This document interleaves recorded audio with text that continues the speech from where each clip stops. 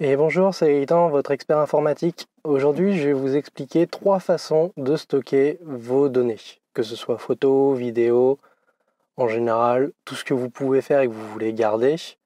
Comme maintenant les albums photos, pour rester sur la thématique, ont tendance un peu à disparaître, on est beaucoup à l'ère du numérique et donc toutes ces données, vous voulez les garder, les mettre de côté pour les ressortir plus tard.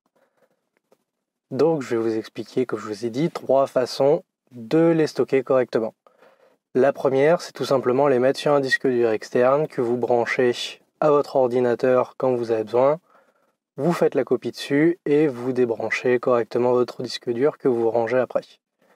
Si vous rangez correctement les choses dessus, ça devrait être assez simple, vous devriez pouvoir vous réorganiser pour retrouver vos informations plus tard. L'inconvénient, c'est que si vous avez qu'un seul disque dur et qu'il a un problème, vous perdez toutes vos données d'un coup. À ce moment-là, le mieux, ce serait d'en avoir 2 et de faire la copie 2 fois, ce qui fait que si un jour il y a un problème avec un disque dur, vous en rachetez un nouveau, vous refaites la copie du premier sur le deuxième et vous avez à nouveau vos 2 copies en parallèle en cas de problème.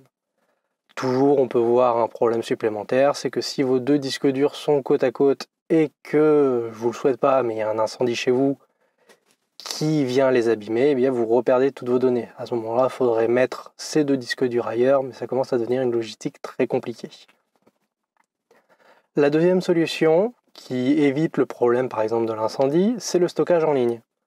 De plus en plus, on trouve des offres sur Internet pour acheter de l'espace de stockage, où vous pouvez donc mettre en ligne tout ce que vous voulez dessus. Ça a le gros avantage d'avoir la copie qui peut se faire de façon automatique. Par exemple, sur Google, vous pouvez synchroniser certains de vos répertoires, ce qui fait que dès que vous mettez des choses dedans, les photos et les vidéos sont directement envoyées sur leur serveur et sauvegardées. Ça a certes l'avantage d'être totalement dématérialisé, vous n'avez pas la main dessus. Si jamais il y a un problème de données, normalement les serveurs sont faits de telle sorte que s'il y a un problème serveur, il y en a un deuxième avec une sauvegarde complète qui va remettre les données, donc vous ne les perdrez jamais. L'inconvénient de cette solution, c'est que vous n'êtes plus maître de vos informations. C'est-à-dire que n'importe qui peut voir les photos et les vidéos que vous mettez en ligne. Alors certes, normalement, ils n'y ont pas le droit, ils ne devraient pas pouvoir y accéder, mais selon la loi, ils sont quand même tenus d'avoir un droit de regard si jamais il y a un problème quelconque avec vous, et donc avec n'importe qui, ils doivent pouvoir voir les informations. Du coup, toutes vos données ne vous sont plus personnelles, et donc n'importe qui, entre guillemets, qui aurait accès au serveur où vous avez stocké les informations pourrait les voir. On commence à voir de plus en plus de solutions de stockage qui sécurisent, entre guillemets, cela en cryptant les données, mais c'est encore peu répandu. J'espère vraiment que cette solution va s'étendre parce que ça pourrait être un très gros point fort, mais pour le moment, ça n'existe pas encore. La troisième solution, qui est celle que j'utilise et que je vous recommande, c'est d'avoir un NAS. Un NAS, qu'est-ce que c'est ? C'est un serveur que vous avez chez vous ou ailleurs, qui est relié à Internet avec des disques durs et dessus vous mettez vos informations. Donc ça fonctionne comme la solution précédente. Vous avez un espace de stockage qui vous est réservé. Seulement, cette fois-ci, l'espace de stockage, c'est vous qui en êtes le maître. Cet espace de stockage est à vous. Vous en faites ce que vous voulez. Vous pouvez avoir l'espace mémoire que vous voulez en rajoutant des disques durs. Vous pouvez avoir plusieurs serveurs. Vous êtes vraiment totalement maître de votre solution. Personnellement, j'ai un NAS que j'ai depuis quelques années. J'ai 2 disques durs dessus.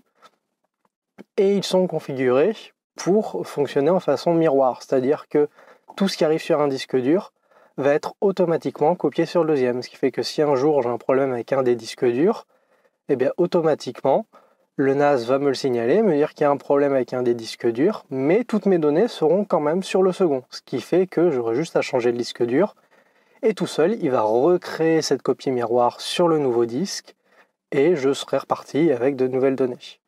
Je peux étendre ma capacité de mémoire en rajoutant des disques durs. Je crois que j'ai 4 B sur le mien. Une B, c'est un emplacement de disque dur. Et donc, je peux avoir jusqu'à 4 disques durs. Soit je peux avoir 4 espaces de stockage totalement différents, ou alors plutôt la solution que je préconise. Ce sera 2 espaces de stockage qui seront en miroir, ce qui fait au total 2 fois de disque dur. Voilà, j'espère que cette petite vidéo sur comment sauvegarder vos données vous aura plu, vous sera utile. Si jamais ça vous a plu, n'hésitez pas à laisser un pouce bleu, un petit commentaire pour me dire si vous voulez que j'aborde un sujet particulier. Et n'hésitez pas à vous abonner pour rester aux nouvelles de ma chaîne. Merci, à très bientôt.